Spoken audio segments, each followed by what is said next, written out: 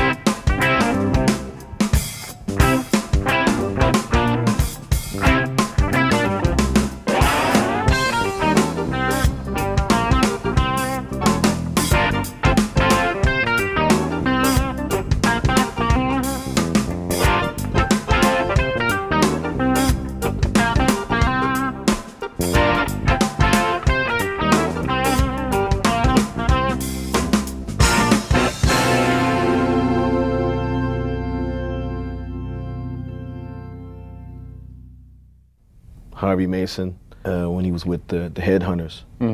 Just floored me. I mean, those records, you know, the Head Chameleon, it was just amazing. Some of the stuff he played on that stuff, and you know, just great playing.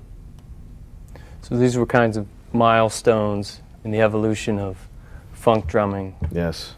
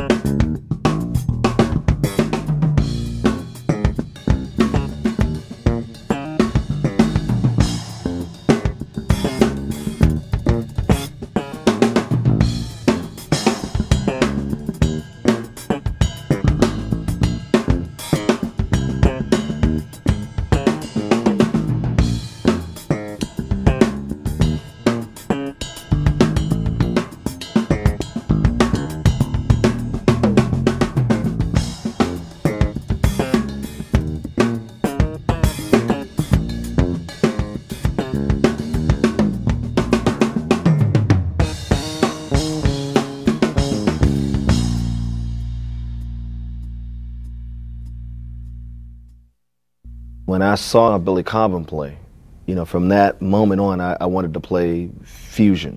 You know, I mean, here's a guy who played a right-handed setup and played a left-hand ride cymbal, or had his ride cymbal on the left-hand side.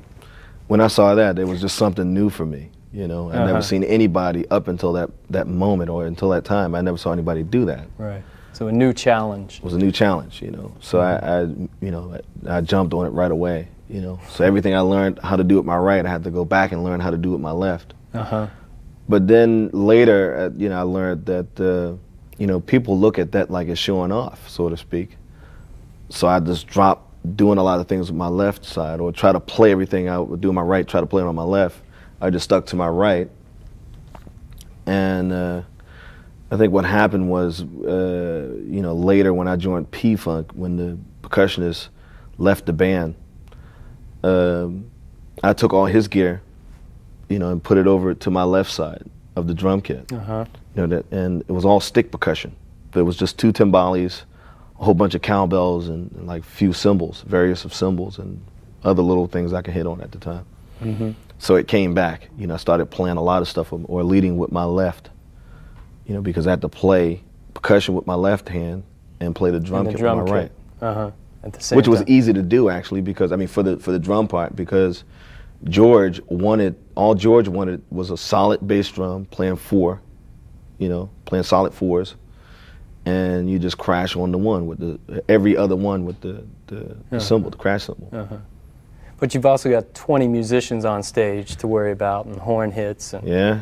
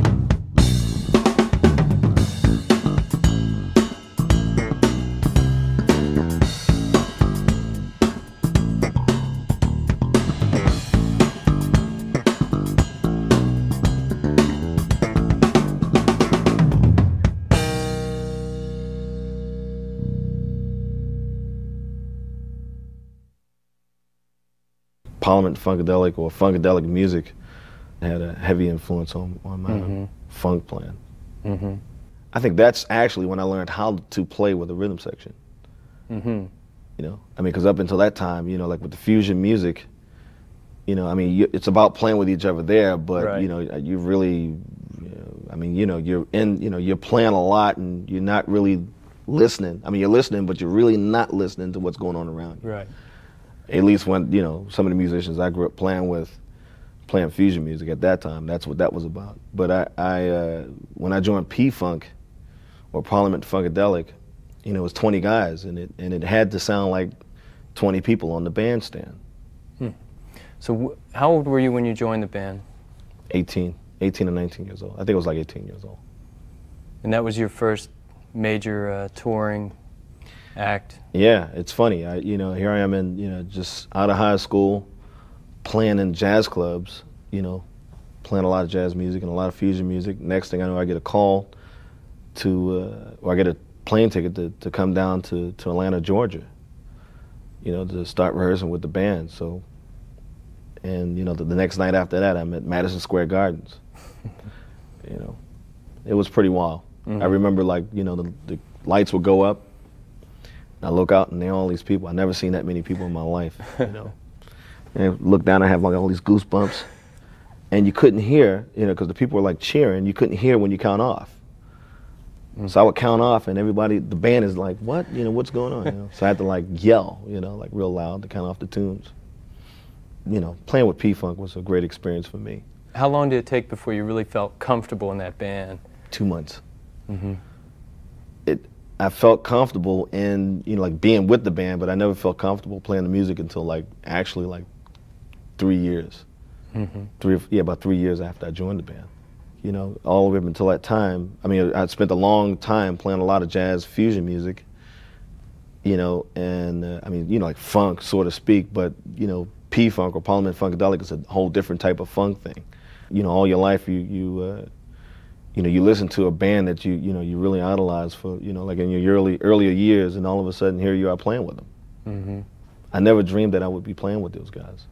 So this period of 9 years had a heavy influence on what you've done since then, in terms of the groove and the foundation and the pocket. Can you talk a little bit about how that developed and some of the George Clinton ideas?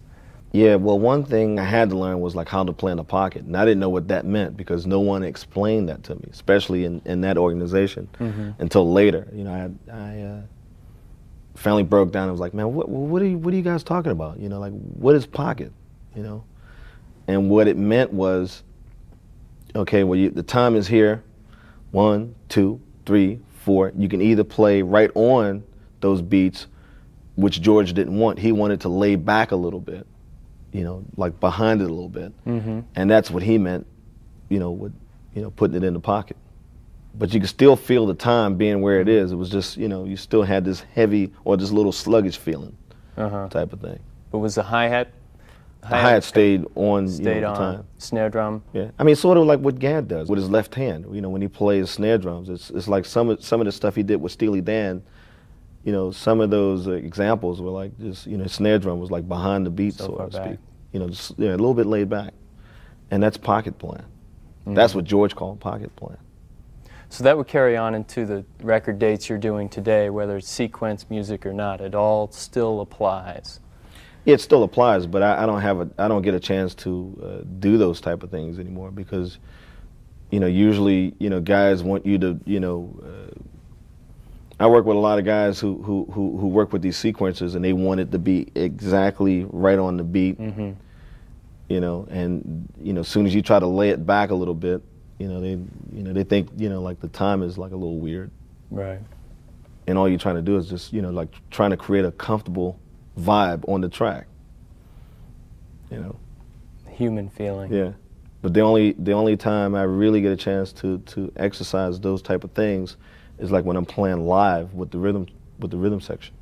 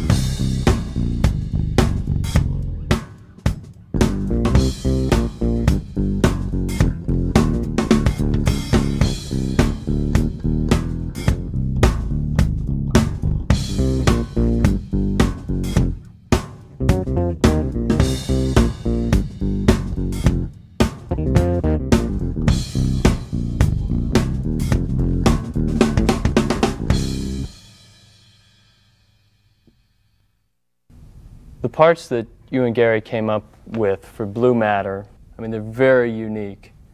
And they're very locked in together. There's a lot of patterns that are phrased together between the bass and the drums. How did that all come about?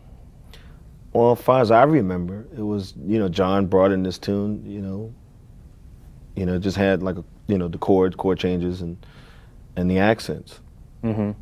We started playing a groove, which wasn't the groove that was on the record at the time, but it was like another thing.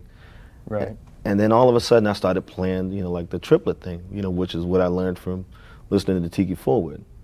Gary played he had a bass line. He was like, he changed his bass line to fit what I was doing. Mm-hmm. And then it came about, like he listening to me listening to him. Because there were a few things I had to change to fit his thing too. Right. So, and that's how it, that's how it evolved. And John just let it happen. He just let it happen. That's the great thing about John. Right. When you play with his band, he don't like really tell you what to do. He just bring in some music. I mean, if he don't like what you do, he'll say, okay, well, I don't like this. Why don't you try this? But that was just very seldom he would do that. Mm-hmm. I just remember, like he just always just brought in these tunes, and he was like, well, here's the tune. Right. Here's the accents. You learn the accents, and the rest, you got it. You guys got it. He just trusts us to do those type of things. It haven't been that way since. I can't remember it ever being that way since. Mm.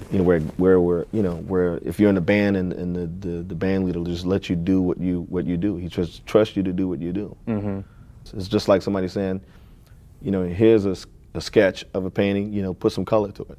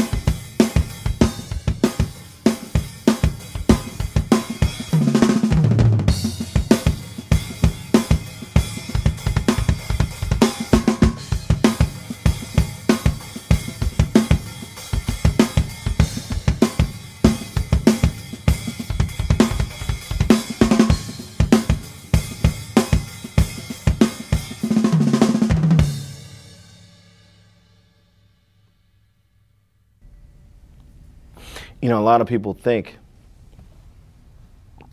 you know, when they hear those triplets on the bass drum, they immediately think that I got that from John Bonham. You know, it's because probably that's where they first heard it from. But for me, the first cat I ever heard do that was Tiki Fulwood, you know, with Funkadelic. And the second time I heard it was with John Bonham. And John Bonham made it famous, so to speak, because everybody was into, you know, rock music and, you know, that kind of thing. Another time I heard that triplet configuration was done by a guy named Diamond, and he was the drummer who played with the Ohio Players, which he demonstrated some things like this.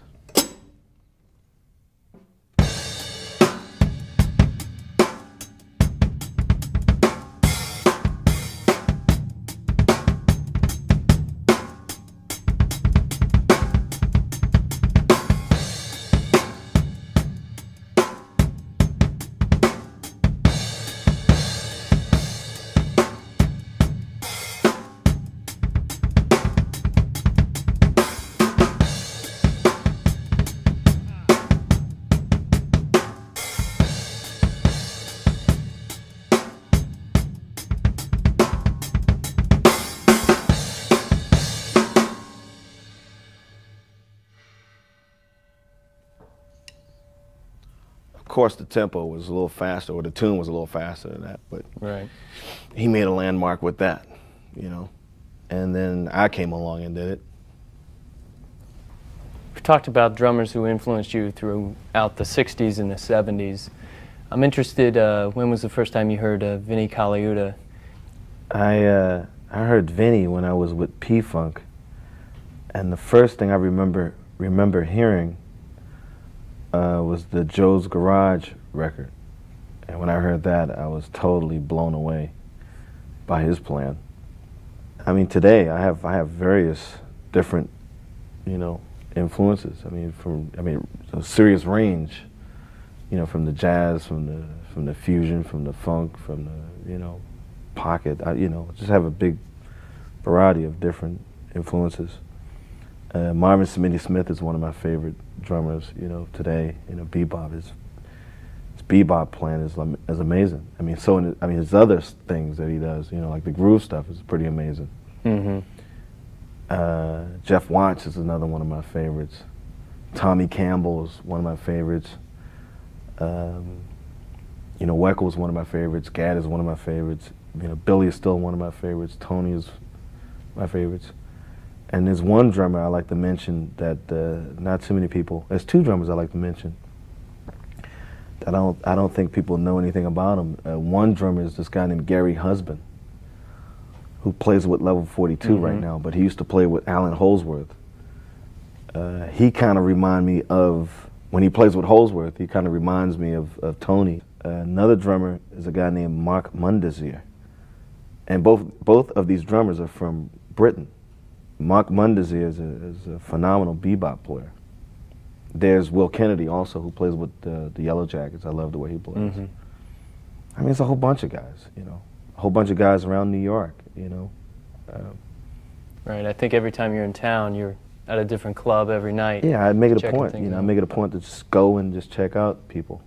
Another guy I always fail to mention is Lenny White. Just the way he tunes his drums and his approach to playing the drums it's, you know, I'm just really knocked out about, you know, by his plan. And Jack DeJohnette, you know. You know, those are my favorite players, including the old guys, you know, with Max and Elvin and Philly Joe, Papa Joe, and Big Sid Catlett, you know, Louis Bellson, who I had a chance to play with, you know. I still have to pinch myself on that, you know. Can't believe I actually, you know, shared the same stage with him, you know. That's one of the things I'm impressed about, is you seem very open-minded about taking in everything. I mean, you mentioned one day Joey Barron. You know, that's a whole different side of jazz. He's another one of my favorites. When I go see somebody like him, you know, I kind of wish that I had, you know, never played drums. You know, because this guy has such a beautiful approach to playing, and I wish that everybody just thought about or had the same approach as this guy, you know, when he plays, you know, such as, you know, when Lenny plays and Joey and all those other guys, you know, it makes me go home and want to, like, just, you know, think about, well, maybe I'll go into another field, another area, take another career. Mm.